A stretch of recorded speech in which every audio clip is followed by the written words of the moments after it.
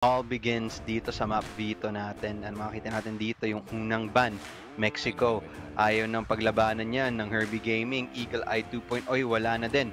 Yung unang map natin dito is gonna be Compound, picked by Herbie Gaming team. At Ankara, ang second map natin, picked by UM2. At yung decider map natin is malamang yung mapa ng Pinas, it's going to be Black Widow. What are we thinking right now, Steve? Yeah, and banning out Mexico para dito sa Herbie Gaming team makes a lot of sense considering ito lang yung mapa na napanalo ng UM2 against their opponents dito sa last na series nila. So, yun nga, no, just making sure na they're not gonna be comfortable dito sa series natin. Compound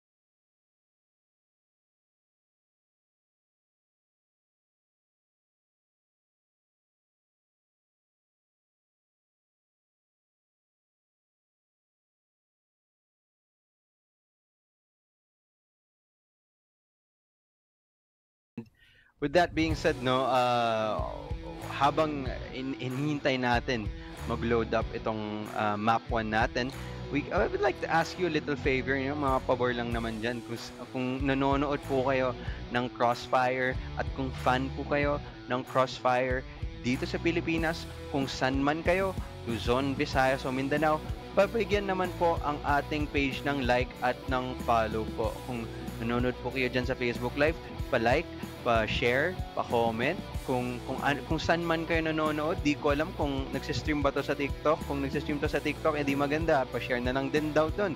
Pa-like na lang din doon.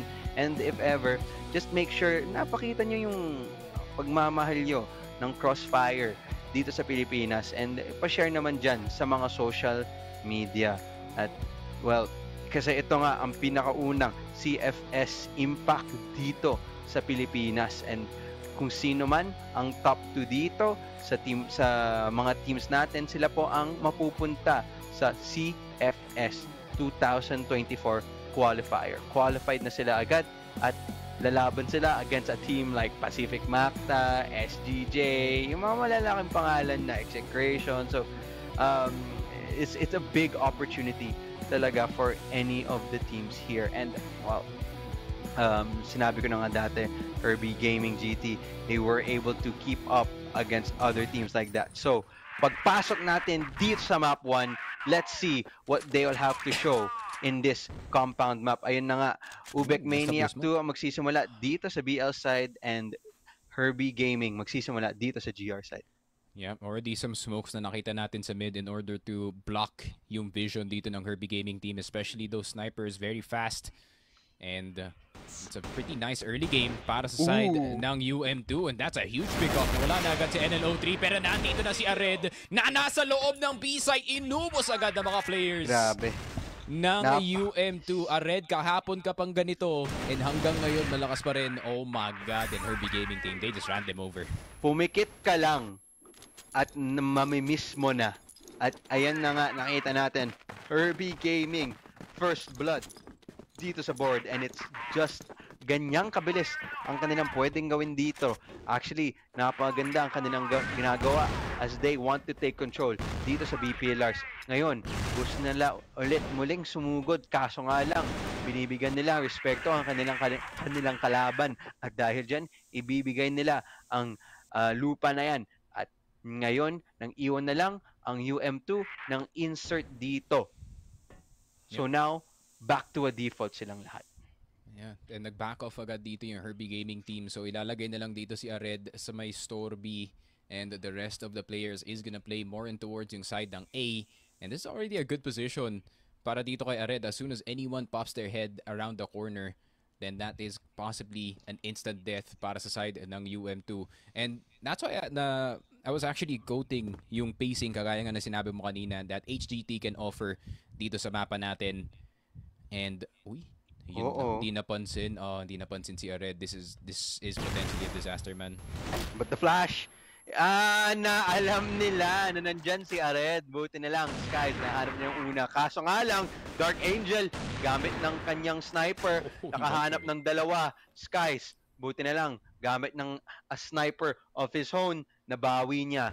Ngayon, 3-on-3, 59 seconds left dito. Ngayon, may isang naglalurk dito sa mid sa pangalang RCRB. Mahanap ba niya ang kalaban na nagbabantay dito? Hindi. Handa si CJ sa lurk na yan. At ngayon, naiipit na sila dito sa B-site. Kailangan nila to ipuwersa. Kaso nga lang, isang firing squad ang nasa kabilang side ng smoke grenade na yan. At tingnan mo ba naman, Herbie Gaming, another point dito sa first half. Yeah, Herbie Gaming not getting off of yung store B natin. Ayaw nilang bitawan whatsoever, and that was the right call galing sa kanila dito as UM2 was gonna go for the rehit eventually. And ayun lang, in Herbie Gaming, man, in the middle ng pag-set up dito ng UM2 papasok ng B-site. A flank was already in the process. Nakakuha agad si CJ ng pick-off. And papasok na yung UM2 dito sa loob ng site na kulang-kulang. And the setup was perfect para sa HGT. Merong isang tao dito sa gilid as that second contact and one in yung B entrance that you can see the entirety of yung frame and yung EB dito sa ating site. And unfortunate lang para sa UMT, naubos sila sa simula ng round, but definitely can recover for the next few. Pero tignan mo naman, pataas ng pataas yung confidence dito ng HTT. They are aggressively taking itong store. Arb is gonna fall. Wala na silang access sa CA and all of a sudden it's a B-side take. It's gonna be a firing squad dito galing sa side ng Herbie Gaming, pero buti na lang hahanap sila ng opening dito sa A site. Buti na lang nakahanap sila, nakapasok sila. Sorry, sa B site rather ngayon na plant nila yung bomba. Finally, the first bomb plant dito. Kaso nga lang, retake dito galing sa side ng Herbie Gaming. Mukhang perfecto. Ganda ng tapunan ng granada dito. Does give Chick damage. Well, now it's down to Skies and Yobs. Flash. Bang, tinapon, papasok na sila. NL finds for one. CJ cleans it up, defuse na. Herbie Gaming, tuloy-tuloy ang kanilang momentum dito. Yeah, that would have been winnable para sa side ng UM2 kung tatlo pa sila nasa loob ng site. But a very nice shot dito kay Dark Angel in between yung batteries ng B. And a 2v4 retake. Luging-lugi talaga dun yung UM2, especially with the flashes flying in, papasok ng B-side and the numbers not adding up para sa kanila dito. But the double nade dito sa may mid-side, a very aggressive fight. Dito sa may mid, nahulog si Nomad 1 and si CJ as well. And HCT may be a bit too aggressive, pero that's what you have to do from time to time dito sa compound. Bakbakan agad, pero tingnan mo naman yung initiative na tinitake dito galing sa side ni Herbie Gaming. May tao na sa likod ng kanilang team. It's going to be a pick off. Ared, nakahanap siya ng isa galing dyan sa backstab ng ginawa. Kaso nga lang, alam na nila, nandyan siya, nakapwesto. Dark Angel, naiwan. Kaso nga lang, masyadong maraming miyembro pa din ang buhay galing side ng UM2 at buti na lang, nakahanap sila ng unang punto dito sa first half natin. Yeah. Yung mid-fight honestly could have gone either way para sa side ng Herbie Gaming team, but they came out of that wounded. Sila pa yung kulang in that situation and si Ared could not take full advantage dito sa flank as spotted na agad dito si Dark Angel. So Dark Angel, let's see what he can do gamit yung kanyang sniper. A different take pagdating sa depensa this time. Papabayaan na nila yung LA knowing na nakapresent sila as tatlo dito sa store. UM2, medyo matatakot sila kunin itong control dito sa LA, so it's more of a focus dito sa B site and sa mid. Yeah, and nga default na naman ang ginagawa dito ng UM2. Tamang hanap lang ng pitas. Nomad, nakahanap siya ng isa dyan kay Naima. Nahulog na din. Disadvantage na naman ang UM2 Dark Angel. Nakahanap pa ng isa pang pitas dyan kay Skies. At ito ang ayaw mong simula to kung ikaw yung nasa side ng UM2. Pababa ng pababa ang iyong moral and you just need to try to continue keeping up with the space. Yeah, currently ina-outgun lang dito ng Herbie Gaming team ang UM2. Every single fight that they're taking, kahit yung nasa tower actually, natalo pa dito kay Dark Angel and that's a very hard shot to hit. Yeah. Kung ikaw si Dark Angel dito. But still a very welcome one. Meron na silang control, even information na meron pang isang tao dito sa con mid. So, Dark Angel gonna go forward for this and C4 yun. Nahulog yung C4. They have full information kung anong gustong gawin dito ng UM2. Yeah, Red. Muli, nakahanap pa din ng isa pa. Naiwan na lang dito si RB. Kaso dalawa na ang kanyang nahanap. 1v4 potentially. Ngayon 1v2. C4 nakuha na. Alam niya kung nasa ng kanyang kalaban. Kaso CJ limousine peak. Gamit kahit anong peak yan na napaka-wide and he's able to find the last kill. And able to get another round para sa side ng HGT. Yep, HGT looking cleaner and cleaner the more the rounds go, the more confident they get. CJ mapipick off dito sa mid. Very nice double jump doon sa box para makakuha ng angle, papasok ng mid. And CJ is a big pick off, no? Siya usually yung nagpa-flank para sa side ng Herbie Gaming team, but they also could assign itong si Ared if ever may take na mangyayari. Okay. Pero 4v5 it's a bit rough para dito sa HGT. Okay. Magandang simula to para sa side ng UM2. And feeling ko yung call nila, gusto nila pumunta dito sa B-side. Kaso nga lang, si Ared nakapwesto dito sa gilid. Tingnan ba nila kung i-clear nila yung nag-iisang membro ng HGT na tumatambay dito. Buti na lang, dumating ng resback niya, si NL. Yep, tumitingin-tingin, jump peeking na. Trying to maybe set up this bait and switch type of play, no? Aware ba ang UM2 sa posibilidad na nandyan ang kanilang kalaban? Mukhang they won't even try for it. Ayaw nila subukan. Nag-split na sila dito at muling pumunta sila dito sa mid-side. Potential to enter through the mid links. At ayan na nga, nakapasok na, nagtapa ng utility. Dark Angel, ilan ang makakuha? Kahit isa, wala. Nakatambay. Dito si Nomad sa labas. Ilan ba ang kanyang hanapin? Isa lang. Kasi Yobs, nahanap niya yung trade. 2-1-4, C4, nahulog NL. na. NL, isa lang nahanap. Ared, isa na lang siya.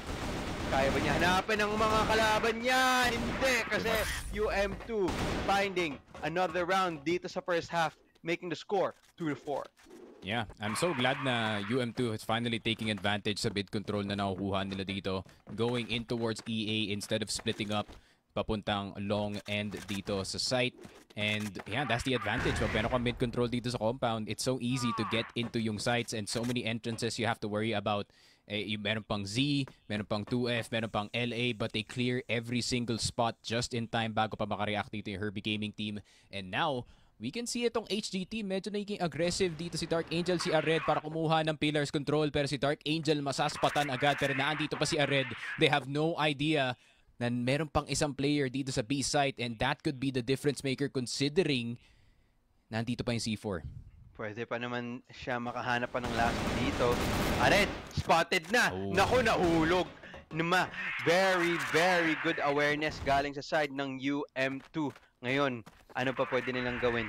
Mukhang gusto nila mag-default dito at baka sa side ng UM2, bakang masyado silang magiging agresibo dito. Okay, maganda ang pick at maganda ang pagtakas dyan sa A-side. Kaso nga lang, tingnan mo ba naman yung mapa, yung mga miyembro ng UM2 papasok na dito sa B-side. Nahulog na, nag-iisang depensa as they are able to take this site once again for free, and the retake harder than it is. Makakapwesto na ang mga miyembro ng UM2 dito. Nomad, isa, nahanap. Kaso nga lang, mahirap ituloy. Ay, RB, finding for, I was about to say, finding another one, pero hindi. Nomad pala magwawagi dyan sa labanan na yan.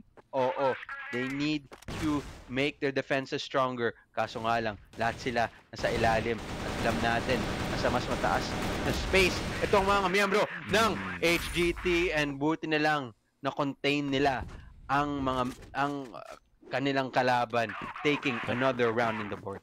Very important pickoffs dito sa ating B site, taking out both B pillars player. And pag nakuha mo na yon, you can definitely assume na libre na yung pagpasok dito sa B site as you take two members down. Pero CJ, napaka-aggressive dito sa midden area natin with the AK and the M4. Si NL na ikisama na rin with the pickoffs, going very aggressive. Ngayon, stuck na yung UM2 sa likod ng B site, or sa likod ng B house rather. And wala silang choice kundi umikot pabalik ng LA. Pero nandito na si CJ at si NLO3 ready for the push. HGT naman ngayon, ang lamang sa lupa. Gusto nila lumaban itong UM2, kaso nga lang, napaka naman naming gumagwardya na dyan. Maraming nakapwesto na. At muling, HGT, ibabalik nila ang momentum sa kanilang side. 3-5 as we go to this last round ng first half natin. Yun nga, back to the topic of pacing, no? HGT, kahit natalo sila last round with them going aggressive on multiple sides of the map, gusto pa rin nilang gawin again the more favorable timing. Maganda yata yung spawn ng mga players natin that they can get con mid instantly. And ILXGA, out of the question. And ito yung problema pag wala kang mid control sa compound, ang lalayo ng rotation, so you're gonna have to stick together. Totoo. At ngayon, dahil dyan, nakahanap pa ang Herbie Gaming ng isang pitas. So they are just able now to go back to their defaults with one player down for the side of HGT. Tingnan mo ba naman, nakapwesto na naman na sila dyan sa sites. And now they just need to make their defense more proper. Tingnan mo ba naman ngayon, UM2, wala silang impormasyon sa mga iba't ibang lugar dito. Oo, alam nila na walang tao sa mid. Or actually, di nila nila alam kung iilan, kung may tao ba sa mid o hindi. At tingnan mo ba naman, ang dami nilang angulo kailangan i-clear para hanapin. And wow, unfortunate. Hindi sila pwede magtawag ng dead round kasi someone already died sa side ng UM2. So they're gonna have to play this. Yung C4 din. At least yung C4 wala sa kamay ng kalaban. And now, HGT, napakalaking advantage ang kanilang nakuha dito. And slowly but surely, gusto gawin dito ni UM2. Kaso nga lang, tingnan mo ba naman yung oras? Nawawala na din. 50 seconds left. And they still have so much to clear. A site siguro gusto nila pasukan. Kaso nga lang, There's may, 4 dudes there. may sniper. Oo nga eh. Apat niya kabantay. May sniper pa yung isa. I guess Skies need to find for a pick-off of his own. Kanyang pitas. Kaso nga lang, mahirap. 30 seconds na lang ang naiwan. Kailangan nila sumugod. Dark Angel nagpumipwesto dito. Yung unang contact is gonna be Yobs. Unang siya nahanap. Nomad is able to find for the trade. Kaso nga lang, spray down. Galing kay CJ. Wala siyang nahanap. Yobs finding for another one. Ooh. Gano'n siya ng dalawa. Somehow making to 1v2. Pero tingnan mo ba naman? Red Life, Piso, at NL cleaning it up for the side of HGT. Finishing out the first half. Switch sides naman tayo ngayon. Yep, maganda sana yon para dito sa side ng UM2. I mean, some of the rounds naka-Yobs yung pressure siguro para makagawa ng play para sa kanyang team. He's already gotten a lot of frags all the way up to 9. Nakapantay na dito si Nomad 1, opening things up para sa kanyang team. But it's still so difficult. No, kulang pa nga sila sa start ng laro. Pero nandiyan na si Enma. But still, Enma has to get into position bago makapasok dito yung HGT. And ready na silang pumasok. Slowly but surely, gusto nila pumasok dito sa A-side. Ayan na nga, papasok na sila. Hold W daw. Wag yung daliri mo. Dapat hindi mawawala dyan sa W key mo, sa keyboard. At tingnan mo ba naman, patuloy-tuloy na sila pumasok sa site. Kaya so somehow, si RB saving UM2 right now. Nakahanap siya ng dalawa pang pitas. And the C4, hindi pa nga nahulog. Leaving Dark Angel in a 1v2 position. Mahirap na ang kanyang kailangan gawin dito, especially na siya ang may hawak ng sniper. Tingnan mo ba naman, pistol na lang nga ang gusto niyang kanyang gamitin at he went all the way back dito sa midside. Siguro naghahanap ng rotation. He's taking his time. Feeling ko it's definitely doable, no, knowing how good si Dark Angel is. Oh, na-spot na siya. Alam na nila. They're kind of using yung round na to siguro as a timeout. Kasi medyo nagkamali sila sa pagpasok ng ng A-site. But I think, yep, we're just gonna have a little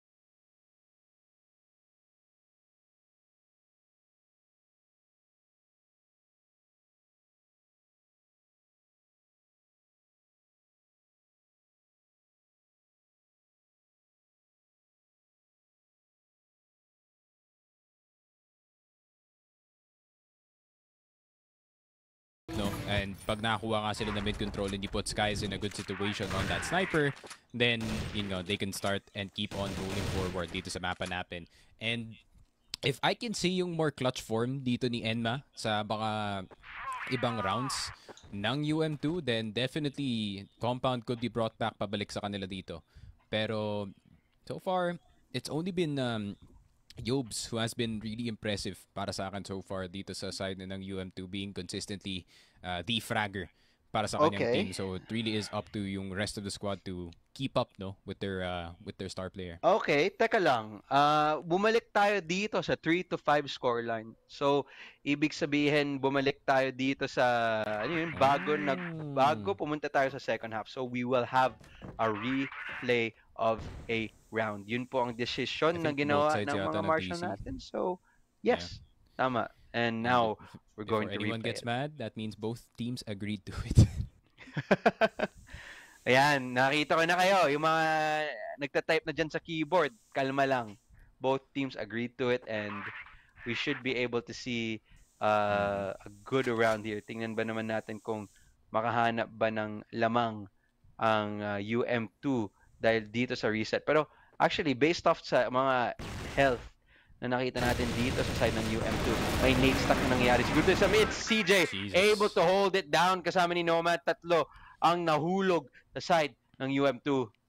Ubek Maniac now in a hard spot and actually nasa tower na ang isa pang miyembro, si Skies, na nandito, nakahanap siya ng isa, kaso nga lang the trade instantly comes back. RB na lang ang nag-iisang miyembro ng UM2 and NL finds the kill onto RB as ayan na nga, parang walang nangyari. We're back to a 6-3 scoreline. I'm just gonna switch side, guys. Huwag kayong mag-alala. It's not gonna be a 5-minute wait time. But, yeah. Ayun nga, Herbie Gaming team, just off of yung timeout, pseudo timeout, technical timeout, pwede natin tawagin.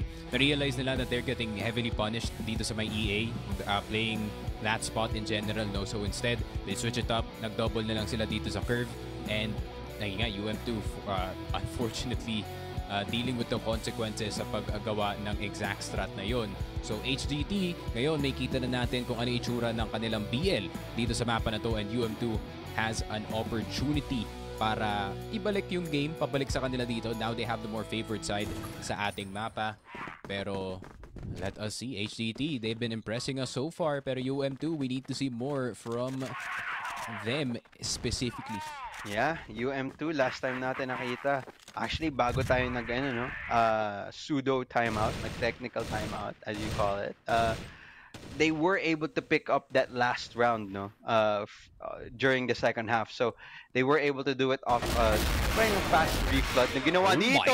Kagaya na ginagawa dito ni RB na galing sa B-Link. Tatlo ang kanyang nahanap. Ganda ang individual play ng kanyang napakita dito, and naiyon na lang din dito si Dark Angel in a 1v5 position this time around gamit ng kanyang sniper. Misses the shot. Does not find it on the second shot, at isang perfectong round na pinapakita dito ng UM2. So parang wala ding nangyari, Sneaky Frog. Yeah, I mean, hindi nila in-expect yata na lumabas agad dito si Arb papunta sa may CB. I think they thought na yung timing would be a lot slower papunta sa side ng UM2 knowing how the last half went. Pero Arb, ine-expect na nila na meron magiging aggressive dito sa mid.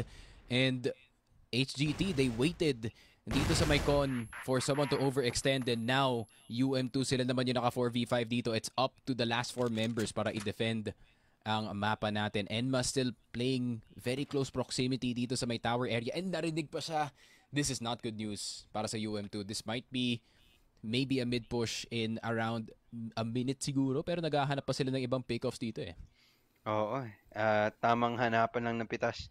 Dark Angel nakapwesto na sa taas ng tower, and really good aggressive positions na tinitake dito para sa side ng UM2. So may chance pa sila makahanap ng ng lason sa kanilang kalaban. HGT, tamang hanapan lang ng pitas, at tingnan mo naman nahulog na si NMA. Yep. Pero you can't blame si NMA for going for that peak. Kailangan talaga may magsugal na isa doon to at least make it a 4v4. But kaya nga tawag dun sugal kasi you can also lose a potential better setup dito sa mga site. Now, you only have to defend compound with 3 members and napakahirap nun kasi you can only cover yung mga sites natin. Pero Skies, Okay. very nice pick off dito kay CJ pero nakakross na yung isang player. Yeah, and di atin na mamalayan na may tao na pala dyan. Kaso mukhang aware to si Ilga. And it looks like it's going to be some sort of a B-split. May isang tao na nakapwesto na dyan. Ilga is able to find for one. Kaso nga lang, naiwan niya yung side na bukas sa bukas. So, the timing is for him. Ilga, isa pa, ang kanyang nahanap. Dark Angel, nakakuha din ng damage. Kaso nga lang, na-trade out ni R-Red. And the sniper, nahawak ni Dark Angel. Napakadelikado.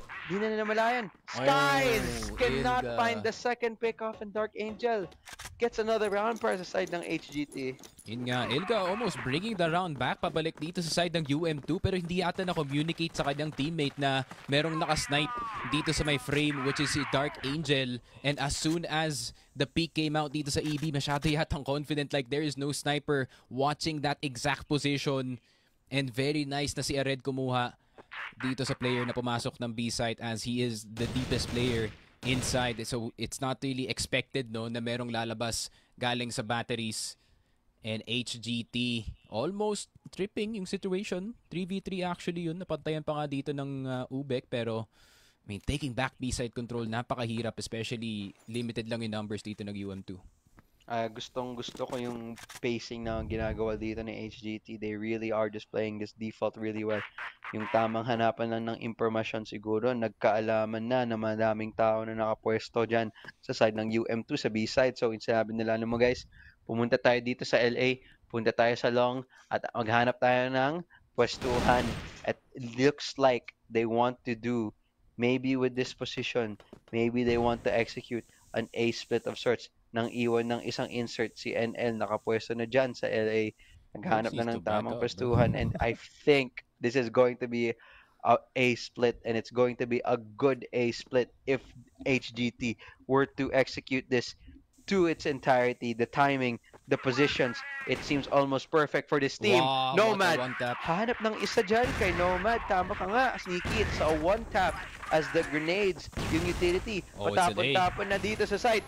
It's actually a spawn take papunta dito sa A site. Skies finally gets taken out. Dark Angel nahulog na gamit ng one-tap ng kanyang pistol. Nomad eventually cleans him up. 3v2 situation. The C4 should go down. Retake para side ng UM2. Ano lang kanilang pwedeng gawin? RB spotted out. Alam nila kung nasa na siya nakapwesto sa loob ng mid side. RB hulog na din dahil kay NL. Nomad cleans it up. HGT 8-4. Sayang yun, especially galing kay Skies. I-equalized yung numbers actually pabalik ng side ng UM2 with that very nice shot plus the one tap gamit yung kanyang Colt, but HCT was already all over the place. Nasa kanila na yung spawn, nasa kanila na yung 2F, nasa kanila na yung CR. So there's not much room para maglaro dito yung UM2 and it just keeps on rolling. Arbat Skies masyadong agresibo, but they're trying to offset yung rhythm dito ng HGT kasi sobrang ganda ng galawan. Parang natural para sa kanila yung ganito. Enma getting the one tap kay Ared pero CJ gets one in return. So 2v4 ang situation. A site could be wide open. Malayo yung isang player. Si Yobes bumaba ng CA and even then pwede pa siya mapunish dito. Yeah, now it's down. Ilga na lang ang naiwan dito. 2F, wala siyang mahanap. Dark Angel is also, it's just finding the last kill and Nomad kills him off. At tingnan mo ba naman, ito ang gusto kong i-point out, Sneaky, no? Yung kaibahan ng dalawang team na to. Nakita natin, nung nag-fast push itong HGT, nung nasa GR sila sa mid, yung UM2, hindi sila handa. Pero this time around, when the tables have turned, wherein yung UM2 naman ang magpupush, galing sa GR side, handang-handa ang HGT, pero lukang that time around, hindi sila handa galing sa shot na ginawa ni YL. Oh my goodness! Onting miss lang naman, onting whiff, pero they are able to recover. Yobus buti na lang at dahil dyan, ligtas na ang mga miyembro dito ng UM2. Ayan, 4 on 2. Ared and UM2, ayaw pa nila mahulog dito. Yep, really good timing galing dito kay Yobes to go for that wallbang sa start ng round. Nakadikit yata sa left side ng LA ang gustong mag-peak. And unfortunately for him, gets absolutely taken out without even seeing the opponent. Pero HGT, ibahin naman nila yung game plan dito. They want to go into the B site. Medyo aggressive ang UM2 na squad. And Nomad won in an instant. Dalawa agad yung nahulog dito sa UM2. Kailangan na nila tumakbo pabalik ng B site or else risk losing this map. Nomad won. Ang gandang opening at ang gandang posisyon ang kanyang binigay para sa kanyang team. Skies, naiwan dito sa loob ng site. Ano pwede niyang gawin? Wala. 1v4 and the end is inevitable. HGT 10